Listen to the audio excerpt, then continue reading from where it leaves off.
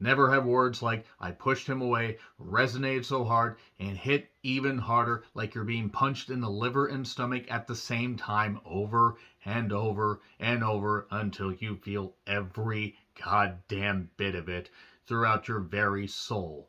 Close was written and directed by Lucas DeHaan, who's done shorts and a movie called Girl that is absolutely terrific with very difficult subject matter to dive into, but really, check it out. It's lovely. It's well told and well acted and great. And that ending, my God, that ending.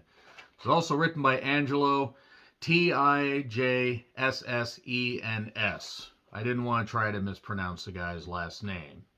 So this does center around two boys. Leo, played by Eden Dombrine, who is great. He's great. Put him in more movies. Apparently, the director met him while he was on a train ride and saw him talking to friends and just thought, hey, he'd be perfect for my movie. My God, I'm so glad he got him. And there's Remy, played by Gustave Dewale, who they're two 13-year-old boys with an unbreakable bond. They do everything together. They ride on their bikes to school together. They play pretend war together. They always chat with each other at school. There are points where various students think that they're a couple because they're always bonded. They sleep over at each other's houses. They know each other's parents so well. This unbreakable bond. It's beautiful. It's this, great friendship. It's a practical bromance without being, without going that far. It's just two souls united because they truly do love each other like brothers. You don't need blood to be family. And then, we see this friendship playing out and everything. We see these beautiful shots of crops and fields. And then we see them interacting with other students. There are some students that are a little bit bullying, some that use the gay slur that I'm not going to use here. And then certain things start to happen. It seems like there's a little bit of distance between the friends. That can happen with any, close proximity friendship. And then it becomes obvious where this movie's going. If you just read the plot, you probably can guess where this is going. And the movie has a really, really jarring, it has a particular part just that absolutely snaps you into it.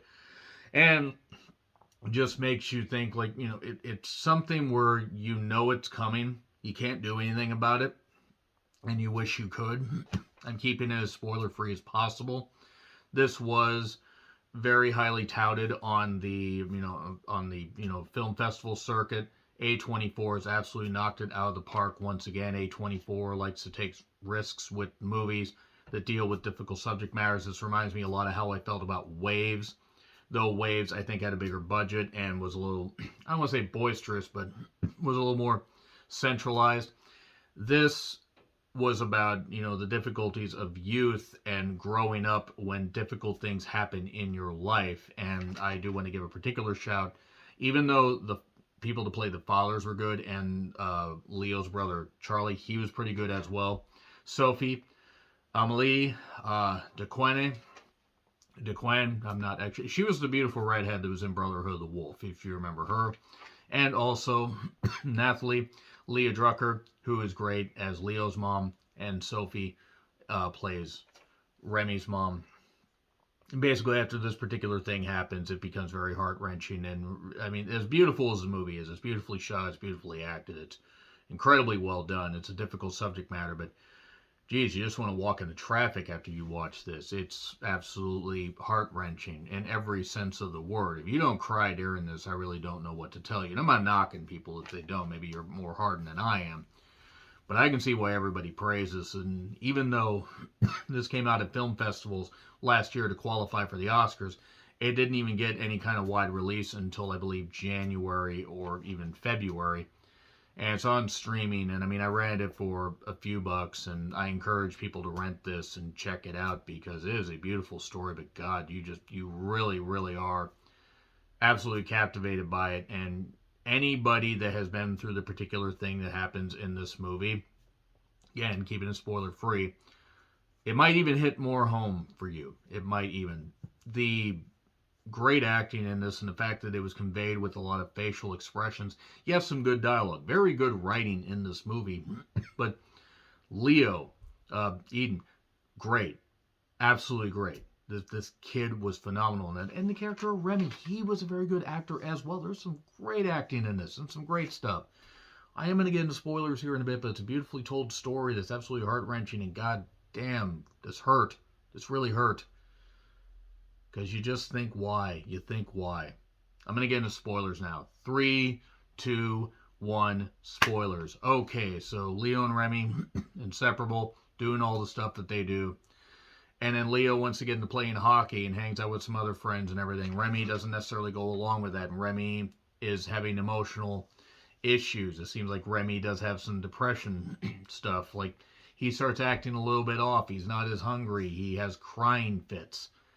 And it's not just because of the friendship, not fracturing, but going in a different direction. Because Leo still likes Remy. He still loves him like a brother. But sometimes we get other friends in our circle. And then, we see how they interact with each other's families. We see all that stuff. Remy is happy for Leo. And, Remy feels left out. There's a bit of a fight, a bit of a scuffle. Remy's not doing too well. It's very obvious where this is going. Very heart-wrenching. They go on a field trip, except Remy's not there. They get back. Teachers get a call. Shit. They get a call and go to gather with your parents. Your parents are there. Go to the gymnasium. Why? Because he's no longer here, Leo.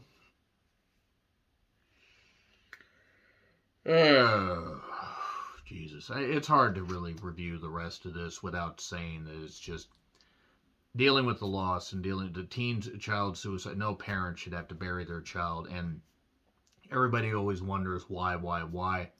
We should have recognized the warning signs, and sometimes it's hard to. People put on a brave face, so to speak, and put on a mask, so to speak, and they hide it so well that you can't really tell. And Leo just is heartbroken. I mean, that scene when he's talking to Leah Drucker's character's mother, I mean, there's no way really to describe it unless you see it. And when she said he's no longer here, Leo, he freaks out. Understandable. That's his brother. That's the person that he felt most attached to. And then from there, the students, get grief counseling, and Leo's not handling it well at all. His mom found him. I mean, that right there would be a goddamn gut punch. It reminded me of in that movie Waves in this sense. You could see what was coming. That particular act twist. I'm not going to say it for anybody that hasn't seen it, but you can see what's coming. You can't prevent it. And then when it happens, in that particular sense, it just spiraled out of goddamn control. In fact, I got to watch Waves again at some point because it was my favorite movie of 2019. And absolutely phenomenal, an A24 knockout punch. But you can't do anything about it. Sometimes people's minds are made up and you can't get them out of that spiral. You just can't do it. We see shots of the mother, Remy's mother, getting stuff from his locker. Leo doesn't know how to cope, even though he's putting on a brave face. He's playing ice hockey like a bunch of the boys do at school. And there's a few languages in this: French, Flemish, there's a little bit of English, there's Dutch. And then there's a tribute concert where you just see the pained expressions on the mother's face. He does end up chatting with Sophie that he's always welcome to come to dinner, that, he's still part of the family. And they have a dinner, and Jesus Christ, that was just ouch. The dad, the guy that played Remy's dad, he had a particularly good, painful, part in that. And then later he chats with the mother. on a different day goes to Remy's room, and she's like, what happened between you two? And he had to go because he feels guilty. He feels like he pushed him away, even though he didn't. He did not push him away.